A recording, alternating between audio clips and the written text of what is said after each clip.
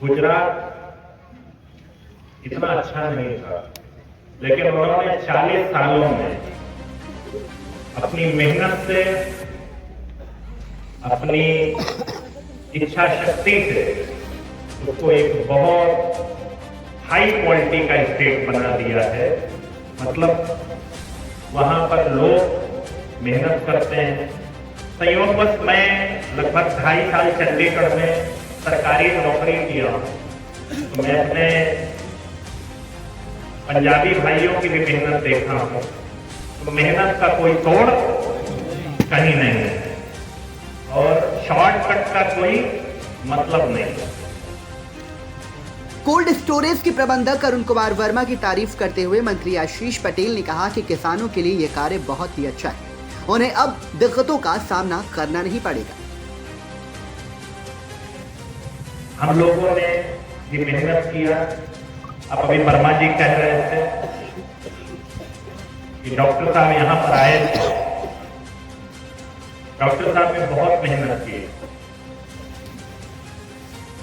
राजनीतिक रूप से उन्होंने अपने जीवन में बहुत संघर्ष किया और दुर्भाग्यवश वो जितना योग्य थे, जैसा कई डॉक्टर सोनेलाल पटेल साहब, उनकी योग्यता से, जितनी उनकी योग्यता थी, उनको राजनीतिक रूप से वो जिसके हकदार थे वो कभी मिला नहीं।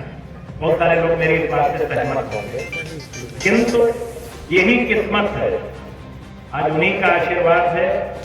अनुप्रिया जी भारत सरकार में लगातार 3री बार मंत्री का पद रही, लेकिन डॉक्टर साहब के जो विचार थे, जो सामाजिक न्याय के प्रति प्रतिबद्धता थी, अभी आपने 4-5 दिन पहले कभी उनका वीडियो सुना होगा, तो वो अपने उस प्रतिबद्धता से पीछे कभी नहीं हटती हैं।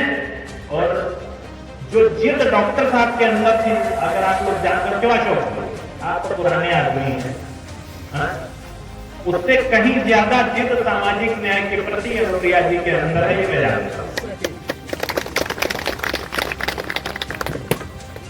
हम लोगों ने बहुत सारी बातें की हैं।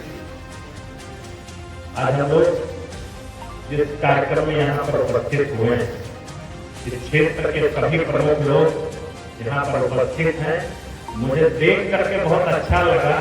और मैं भाई साहब का, आदरणीय अरुण जी का मैं जितना आभार व्यक्त करूं, ये मुझे सबसे परिचय करने का एक अवसर भी दिया है, इसके लिए मैं इनका विशेष रूप से हृदय से आभार। हमारे चेयरमैन साहब बैठे हैं, वर्मा जी नीचे, हमारे सभी नेता रत्ना दल के बैठे हैं, अतुल भाई बैठे हैं, हमारे जिला पंचायत सदस्य भी बैठे हुए हैं, हमारे गुप्ता जी बैठे हुए, कहाँ गुप्ता जी भी हैं, सब लोग, मतलब बहुत सारे लोगों से मैं तुरंत जिनका परिचय जान पाया। अभी वो एक भाई साहब आए थे जिन्होंने बताया कि मेरे इतने कॉलेज हैं, तो मुझे नहीं,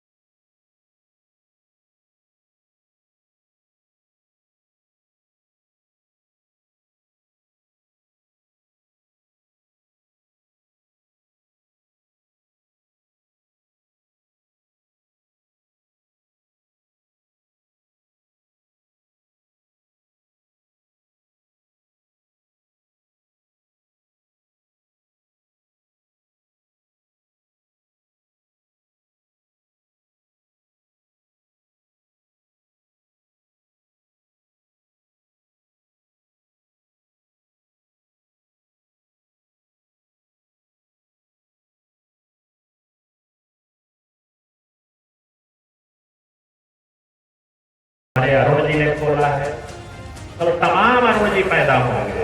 और केवल यही नहीं, केवल एक कोल्ड स्टोरेज ही एक नहीं है, सरकार के पास बहुत सारी स्कीम्स हैं और उसमें आपको किसी नेता की बहुत सिफारिश की भी जरूरत नहीं है। जहां बदमाशी हो रही हो वहीं सिफारिश की जरूरत है। अभी एक मुख्यमंत्री युवा रोजगार योजना शुरू हुई है, ऑनलाइन आप लोगों ने देखा होगा, उसमें 5 लाख रुपए छोटे अपने लोग हैं जिनको एक CSC खोलना है, कुछ खोलना है, उनके लिए सरकार तुरंत बिना ब्याज के दे रही। वो आपको बैंक अब उसका उपयोग करना, सरकार उसमें सरकार ने स्कीम ला दी, अब थोड़ा प्रयास आपको करना।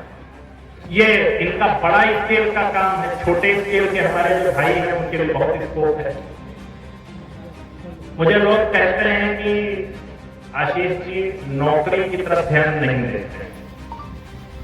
मुझको ये मेरा बड़ा स्पष्ट मानना है, नौकरी की अपनी महत्व है। क्यों इंजीनियर साहब, नौकरी का अपना महत्व है, लेकिन नौकरी का वॉल्यूम बहुत छोटा है, बहुत लिमिटेड लोगों को नौकरी मिल सकती है, पर व्यापार का वॉल्यूम ज्यादा बड़ा है। और हमें जहां ज्यादा लोग समाहित हो सके, हमें उसकी तरफ भी थोड़ा ध्यान देने की जरूरत है।